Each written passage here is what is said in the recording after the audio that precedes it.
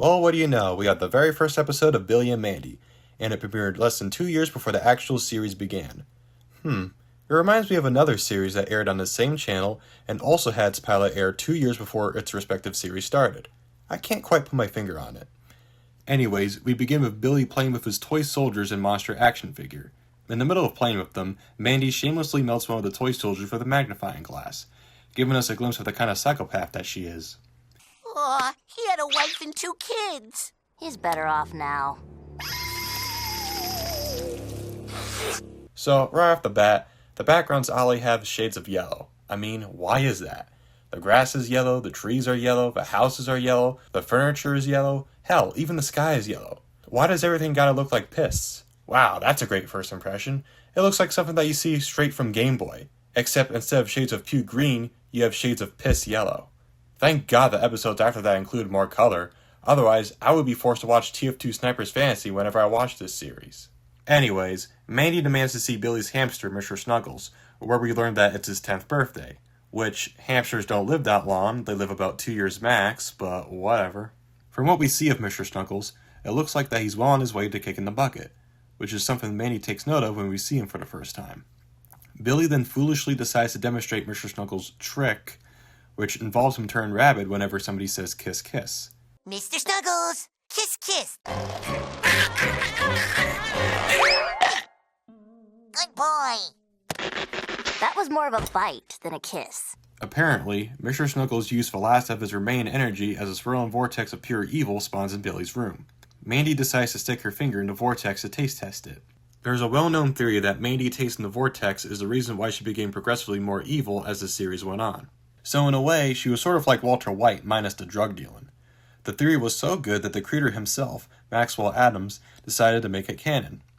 I don't know, to me, it seems like he's using the theory as a convenient excuse for Mandy's flannerization in later episodes. Not to mention, there was a later episode that showed that the reason why Mandy is the way that she is that she has a nerve that makes her domineering and aggressive. Without it, she's timid and cowardly. Anyways, the Grim Reaper himself appears before the eyes of the children, and none of them are even remotely terrified. I mean, I get that Billy and Mandy are too stupid and cold respectively to be scared at the sight of the Grim Reaper of all people, but if I were their age and the Grim Reaper suddenly appeared in my room, I would probably shit my pants. But then again, this is the same universe where Abraham Lincoln is apparently alive and well, so who knows the kinds of horror that they've experienced before this moment. Also, Billy shows how much of a dumbass he is, as he genuinely thinks that Grim is Santa Claus. Oh boy, you brought presents for Mr. Snuggles. No, I'm taking him away. To the North Pole? Yeah. He's either extremely sheltered, or was dropped on his head as a baby. Mandy apologizes on behalf of Billy's stupidity, and states that even though she respects him as a horrific and powerful figure, Grim cannot have Mr. Snuggles. She then offers Grim a deal where if they win in a game, they'll keep Mr. Snuggles. If Grim wins, then he'll not only take Mr. Snuggles, but Billy as well. Grim accepts Mandy's offer and adds that if they win, he'll be their best friend forever, a statement that he'll come to regret later on. Grim takes them to Limbo to play a game of Limbo. Get it? For the first 2 rounds, Billy and Mandy make it through with ease. However, Grim makes it clear that the game is going to be rigged in his favor as he sets the Limbo stick to the lowest level. Just before Grim can make it to the other side, he offers Mandy a few last words before her inevitable defeat, to which she pulls an Uno reverse card by using Mr. Snuggles' trick. No! No! Get it off me!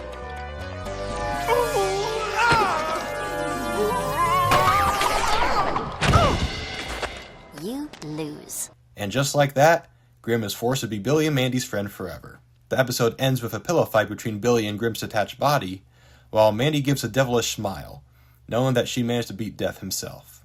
Oh shit, this bitch can smile? Damn. If there's one thing that grinds my gears whenever someone mentions the pilot, it's that they always say that Mandy cheated, when in reality, Grim had no intention of making the game fair. Mandy realized this and decided to get her hands dirty by using Mr. Snuggles to her advantage. Overall, I thought the pilot was a nice introduction to the main characters and the series as a whole. It showed how Billy and Mandy met Grim without overstaying its welcome, and it managed to accomplish that within a 7-minute time frame. It goes to show that you don't need an elaborate plot to introduce a new series. All you need is good character introductions, a story that is easy to follow, and an ending that keeps the audience excited for what's to come. The last episode that we'll be covering is Skeletons in the Water Closet. And I'll be honest, I thought this episode was going to be bad based on my memory of watching it several months back, but after rewatching it recently, it's actually not that bad. But still not great. Let me explain. The episode begins with Gladys doing spring cleaning at the ass crack of dawn. She checks on Billy in his room only to find Grim naked in Billy's bed. Grim, where did your pajamas go? Why are you sleeping naked next to a 9-year-old boy? Grim, I think you're gonna have to take a seat. Take a seat right over there. What are you doing here? Anyways, Gladys, terrified of seeing a 7-foot-tall skeleton in her son's bed, runs to get Harold and tells him that Billy turned into a spooky skeleton. Okay, how is she so certain that Grim and Billy are one and the same? Grim is ridiculously tall and has a different skull shape than Billy, and Billy is a 3-foot-tall manlet given his age. It looks like Gladys is no smarter than Harold, as he immediately takes her word and the two of them go to Billy's room to see Billy completely unharmed. Harold laughs it off and thinks Gladys is off her rocker, going so far as to subtly call her a schizophrenic. Did someone forget to take their medicine today? If you think them referencing schizophrenia is crazy, you should hear what Billy says after Grim asks him if his house is always this fun. Nah, sometimes Mom and Dad are a little freaky. Wow, a schizo joke and a sex joke, all within a span of 15 seconds. You definitely can't get away with that in a kid's show nowadays. After Billy shares his words of wisdom, Grim decides to hop in the shower. Shortly thereafter, Gladys brings a stack of towels for Billy and enters the bathroom, thinking he's in there. She sees Grim's outline and nervously opens the shower curtains, where she encounters Grim again and runs to get Harold. Gladys tells Harold that there's naked skeletons in the shower. Harold, not questioning it, barges into the bathroom only to find Billy on the toilet. Harold starts down Gladys and takes her to bed and tries to convince her that she's overworked and is hallucinating. Suddenly, the doorbell starts to ring, and Harold goes to answer the door to be greeted by Mandy on the front porch. She asks Harold if she can go play with Billy in a slightly emotive tone, which is unlike her character compared to later seasons. Hello, Mr. Billy's dad. Can Billy play? One thing that I didn't mention in the Meet the Reaper segment is that the characters in the first season have slightly different personalities. Mandy is slightly more emotive, and Billy is less dumb and more polite. Hell, Harold here is more naive than he is stupid. You can make the argument that the characters weren't fully realized yet, but I honestly prefer their personalities here than the ones that they got later on. I don't know, that could just be my aging adult brain talking. Anyways, Harold says yes and directs her to the kitchen. And Mandy asks Billy what he wants to do, and he suggests that they play hide the sink. Hide and seek! Hide and seek! I mean hide and seek.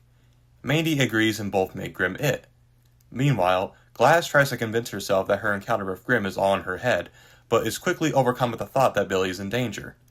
While Grim is looking for Billy and Mandy in the most unlikely of places, Gladys makes her way to the living room where she hears Billy's laughter and notices two outlines behind the curtains. She grabs a statue of a fisherman in self-defense and nervously opens the curtains, revealing Billy and Mandy stacked on top of each other.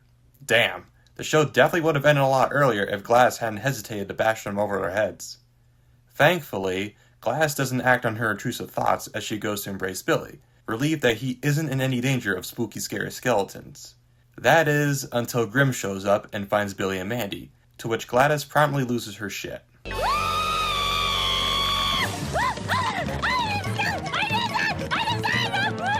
Oh, come on. At least I have clothes on this time. After her nervous breakdown, Gladys is forced to go live with Harold's sister, Aunt Sis, who I honestly forgot was even in this episode. Though to be fair, she's kind of a forgettable character, as she only appeared in 8 episodes over the course of Billy and Mandy's 78-episode run. In comparison, Mandy's parents appeared in twice as many episodes with the same amount of screen time.